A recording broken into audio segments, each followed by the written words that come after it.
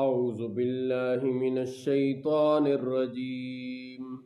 بسم اللہ الرحمن الرحیم وحشر لسلیمان جنوده من الجن والانس والطیر فهم یوزعون، اور جمع کیے گئے سلیمان کے لیے ان کے لشکر جنوں اور آدمیوں اور پرندوں سے، تو وہ روکے جاتے تھے۔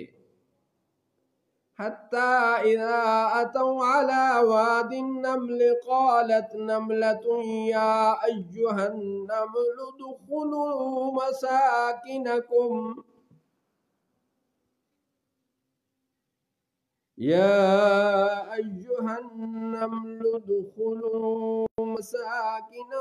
لا يخطفنكم سليمان وجنوده وهم لا يشعرون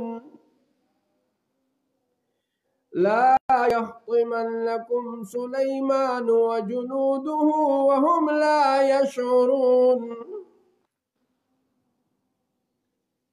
یہاں تک کہ جب چیونٹیوں کے نالے پر آئے تو ایک چیونٹی بولی کہ اے چیونٹیوں، اپنے گھروں میں چلی جاؤ، کہیں تمہیں کچل نہ ڈالیں سلیمان اور ان کے لشکر بے خبری میں۔ فتبسم ضاحكا من قولها وقال رب أوزعني أن أشكر نعمتك التي أنعمت علي وعلى والدي وأن أعمل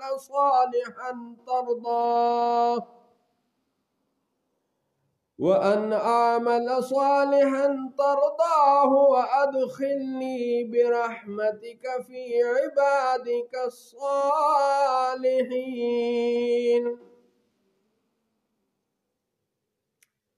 تو آپ اس کی بات سے مسکرا کر ہنسے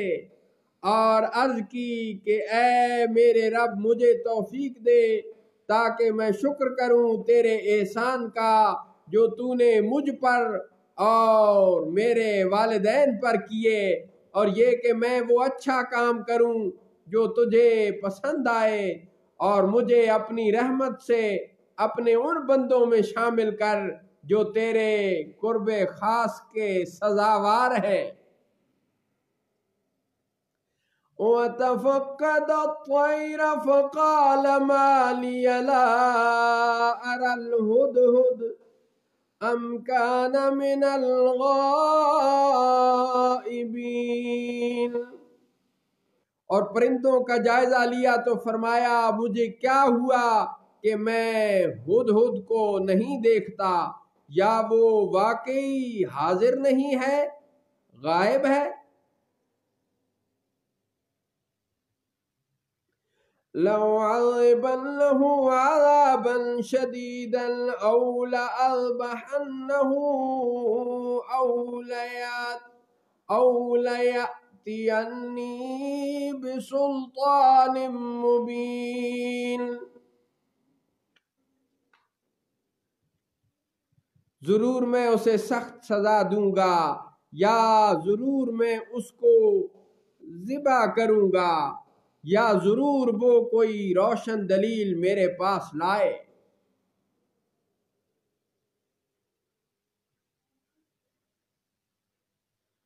فَمَكَثَ غَيْرَ بَعِيدٍ فَقَالَ أَحَطتُ بِمَا لَمْ تُحِطْ بِهِ وَجِئْتُكَ مِنْ سَبَإٍ بِنَبَإٍ يَقِينٍ، تو ہدہد کچھ زیادہ دیر نہ ٹھہرا اور آ کر عرض کی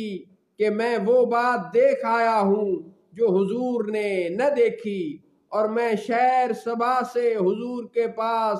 ایک یقینی خبر لایا ہوں، اور میں شہر سبا سے حضور کے پاس ایک یقینی خبر لایا ہوں۔ انی وجدت امرأة تملکہم وأوتیت من کل شیء ولہا عرش عظیم، میں نے ایک عورت دیکھی ہے کہ ان پر بادشاہی کر رہی ہے اور اسے ہر چیز میں سے ملا ہے اور اس کا ایک عظیم الشان تخت ہے۔